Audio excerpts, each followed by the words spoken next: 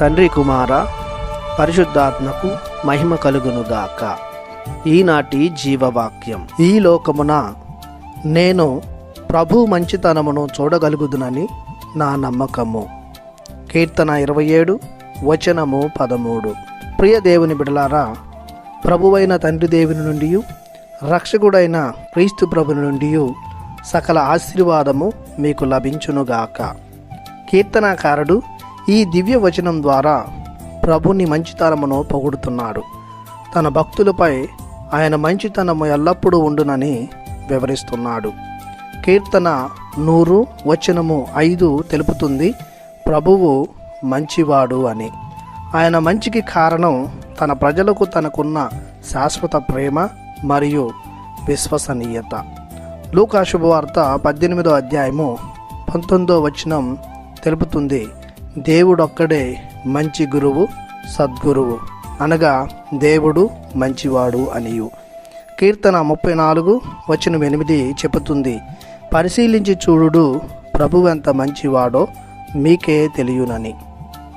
మన ప్రభువు మంచివాడు కావున ఆయన ఎడల విశ్వాసం ఉంచాలి, ఆయనను ప్రేమించాలి.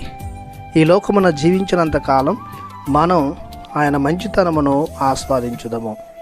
ఆయన చూపించే ప్రేమలో, దయలో, కరుణలో, ఆప్యాయతలో, అనురాగములో, తన ప్రజలకై శ్రమలు, కష్టాలు అనుభవించుటలో, హింసలు, బాధలు పొందుటలో దేవుని మంచితనం కనిపిస్తుంది.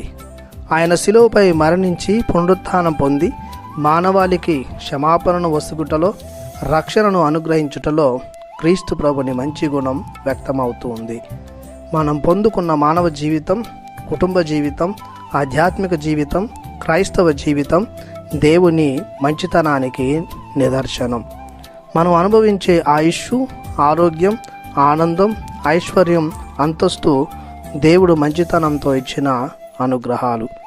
కావున మంచివాడైన దేవుణ్ణి ఆదర్శంగా తీసుకొని మనం కూడా మన జీవితంలో మంచిని చేస్తూ ఎల్లప్పుడూ జీవించుదాం. అంతేకాక దేవుని ఎడల అపార నమ్మకం కలిగి ఆరాధనలతో, స్తోత్రములతో పొగుడుదాం.